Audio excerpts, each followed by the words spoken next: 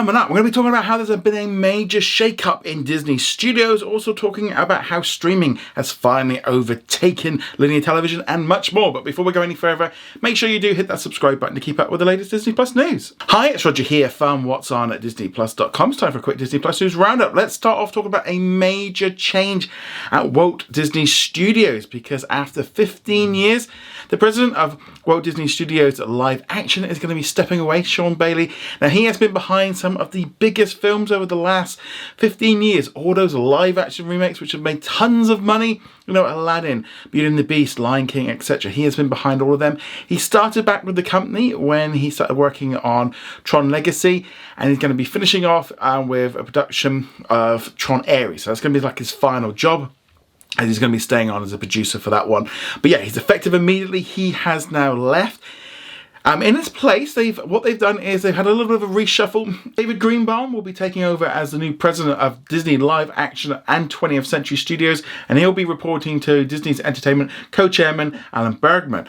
Now, this is very interesting on a couple of different levels. Now, first off, I actually think it makes a lot of sense. If you've got two presidents in charge of Searchlight Pictures, well, you don't really need to, you know. So yeah, moving one over, you've got one less executive, so you're spending a lot less money, and makes sense. I think we've seen a lot of the stuff of what's been going on with the purchase of 20th Century Fox and kind of bringing them into the fold and working out what to do with everyone. So essentially, getting rid of an executive was going to save some money, and I think therefore, you know, it just makes sense now for this. I also think it makes sense for Disney and 20th Century to be more intertwined, especially with the live action stuff, so they don't fall on top of each other, but also it's just, you know, just makes sense from that point of view. We're going to be seeing plenty of new films coming out from the live action side of 20th Century Studios later this year. We have got a new Alien film, we've got Planet of the Apes, and some other ones as well. And Searchlight Pictures, David has been behind some of the biggest films over the last decade. You know, you've got things like The Shape of Water, Poor Things, you've got the Budapest Hotel. There's so many films, and he's been behind, and got loads of like support, and this could really bring in a new era for Disney in terms of its live action movies, because you look at the history of stuff that he's worked on Searchlight Pictures, and there's lots of weird stuff, lots of different stuff, and I think this is going to help kind of maybe allow for Disney to kind of do something a little bit different. But more importantly, and I think this is a key thing, it's going to allow Disney to maybe explore doing smaller budget stuff and experiment a little bit more, because under Sean, it's been very, very generic, very, very safe, and all I really kind of think of when you look back at the last 15 years of him being there, most of which are live action remakes and maybe sequels and like prequels and stuff, but most of them are remakes, and they have just like gone to the well so many times. Everyone is bored of them. Every time there's a new one announced, people just moan. It's just along the lines of, we don't need them. You know, they've done so many of them and they did so well, but then they just went in and in and in. And I think with Sean leaving, I think this is good. Hopefully it means we're going to see less of them. We've still got that Moana one that they're kind of working on, but other ones are kind of, we don't know if they're going to be happening.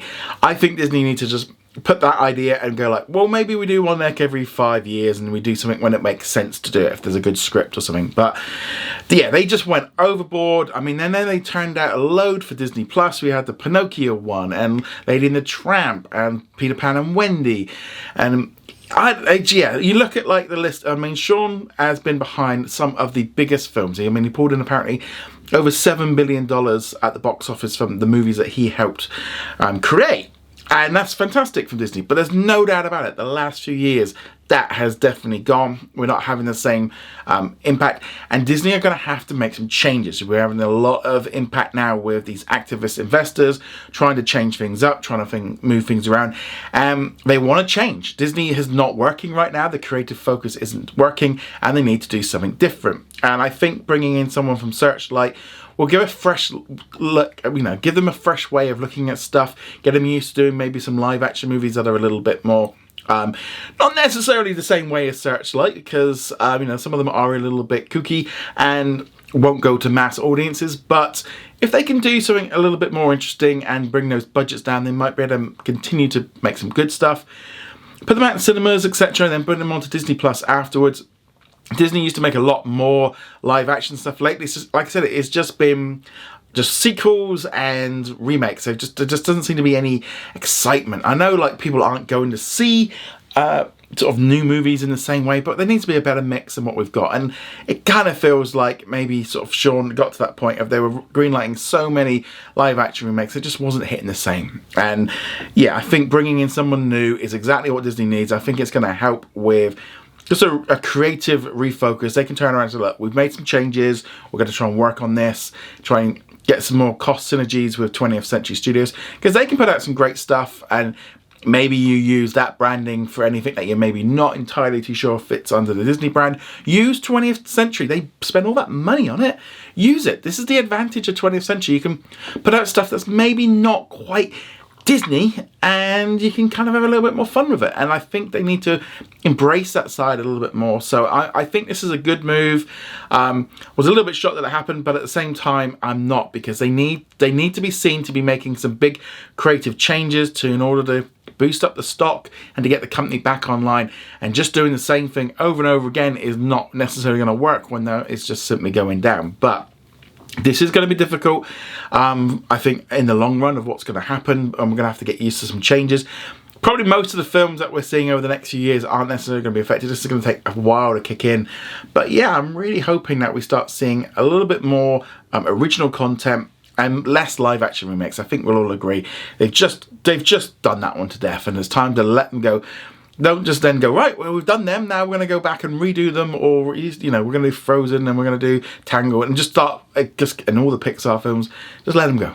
Let this thing go. So, yeah, I kind of, and that's that kind of weird thing of like, all the live action movies from the last, like 10, 15 years from Disney, and so many of them were just remakes. But let us know what you think of this. Do you think it's a good thing? Do you not? I'd love to hear your thoughts on this in the comments below. Moving on from there, let's now talk about a brand new animated series from Japan called The Fable, which is going to be coming to Disney Plus around the world on April the 7th. It's going to be airing on a traditional linear channel in Japan first, I suspect.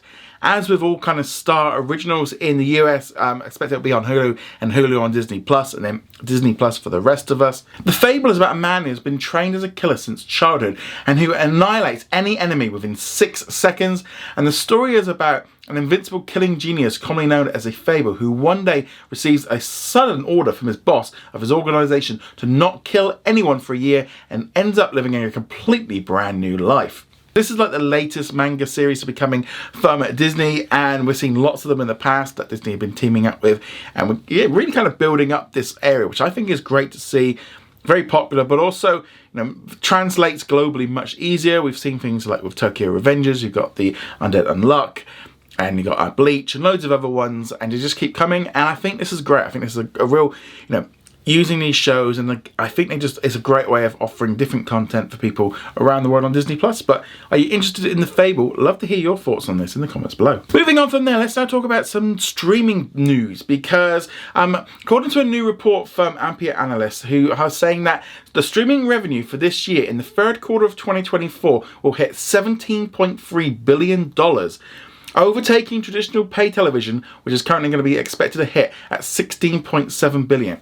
This will be the very first time that streaming has overtaken linear television in terms of how much money it takes.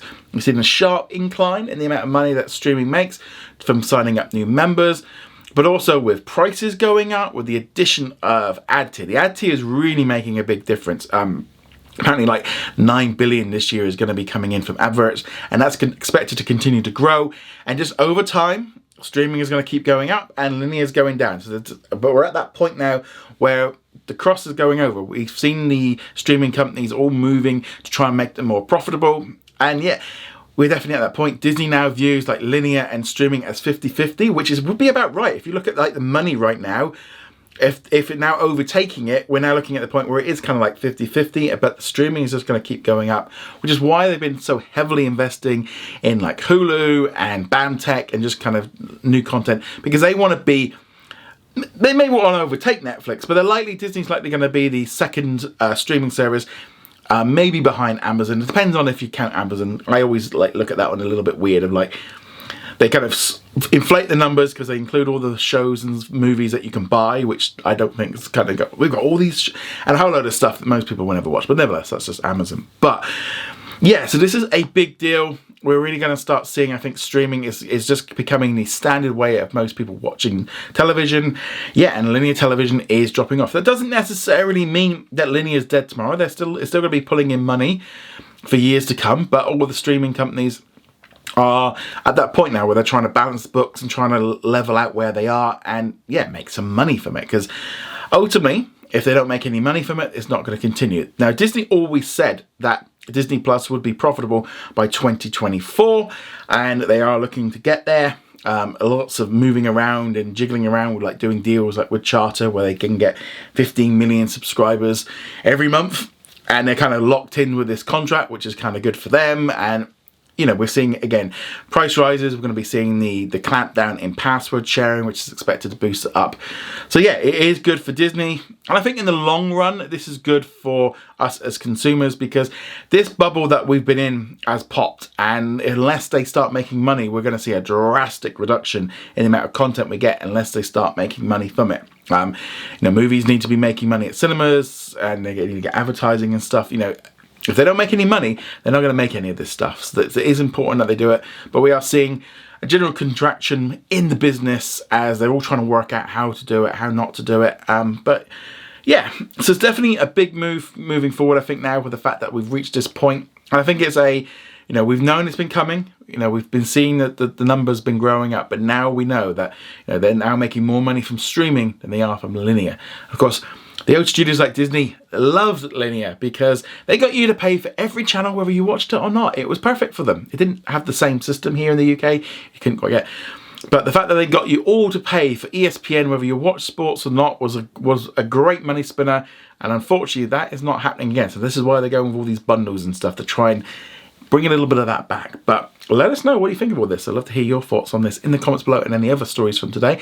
Let's now jump into our question of the day. And if you've got a question that you want to ask about something today or something else, I will pick out a good one. I might even pick out a couple of good ones if they're really good, and I will speak with them tomorrow. Our question today comes from Primus Movie Collection, who says, do you have any inside information on Disney Plus release date for Wish? I assume late March or April due to the physical media release competition avoidance. So I think you bring out some good points there about avoidance, and I think that is the key thing. The main thing right now is it's been released on digital and they want you to go and buy it. They want to make some money, and we're really seeing now Disney along with the other studios trying to push the digital releases a little bit more because they make more money from it, and they want to make you go to the cinema and trying to break that habit of you expecting it to arrive on Disney Plus really quickly, and so extending that out a little bit. And I think we are going to see more than just 3 months. I think we're going to start seeing 4 and 5 months becoming the standard, like we had a little bit like with the Indiana Jones film last year, rather than that just straight up 90 days and get it on there. I think they want to delay it out a little bit. So whether or not it's about avoiding the physical media thing, I think there's a little bit of that because obviously they want to sell that and make some money from it. But I do think that people that are buying discs are essentially now a different customer to people that are going to watch it on Disney Plus. People that are watching on Disney Plus are not going to buy a DVD. Probably most, I mean, we'll all have some, I know there'll be some, but generally I'd probably say like 95% of them aren't going to do it. But I could see it either being March or April. Now, I actually am leaning more to April for one big reason. Taylor Swift. Taylor Swift is coming on the 15th of March, and that is the big concert film that they put out in cinemas, and I think that kind of makes sense as the big one. I wouldn't be at all surprised as well if Poor Things drops on to Hulu and Disney Plus around the world in March as well. And so therefore they might want to push Wish back into April to be one of the big releases. Maybe about the time of maybe the beginning of April, something like that. You know, with like the annual shareholders or kind of a thing. But also, generally you're seeing now, Disney doesn't like to promote the release of any new movie that coming to Disney Plus until way after the digital release, because they're trying not to cannibalize the sales. If they come out and say, this new film is coming out on digital, DVD and Disney Plus on these dates, people will just hold out. So they don't tell you about Disney Plus and hope that people will just go, oh, I'll watch it and stuff. So yeah, so it's like today, for example, Poor Things is out on digital, so that will give that a couple of weeks. I wouldn't be at all surprised if that film also drops onto Hulu and Hulu on Disney Plus in the US, Disney Plus around the world in March. And I think Taylor Swift And Poor Things is good enough as 2 major titles, and then you move Wish back and make that one of the central titles for April. I think that makes sense. Yeah, because they've got to spread the stuff out, because this is the next big problem. Is obviously after the release of Wish, we're having a big window where there's not a lot of movies coming out. I think like this year we've not had any major titles come out, and so therefore that is going to give a big area of nothing. So I imagine that's why Wish will likely probably be April, but I could be completely wrong. It's just a pure guess. It could go 50-50, but again, this is why they don't include it in. If you actually look back at any of the histories of whenever they make an announcement about the upcoming month, they rarely ever will say the big movie title is coming, because yeah, it's very tricky with this. But trying to guess it, I think we're definitely in that zone now of it's a little bit longer than we were used to. Whether or not that's good for cinemas, better for digital sales and making more money, it's better for Disney. For us, I think we all quite liked that short time, but I don't think realistically that was something that was ever going to be able to sustain. But let us know what you think of this. And if you've got a question for tomorrow, let me know in the comments below. If you've just got a comment about something today, I'd love to hear your thoughts on that. Remember to go check us out over at whatsondisneyplus.com. Like, follow and subscribe, and I shall see you guys soon. Laters.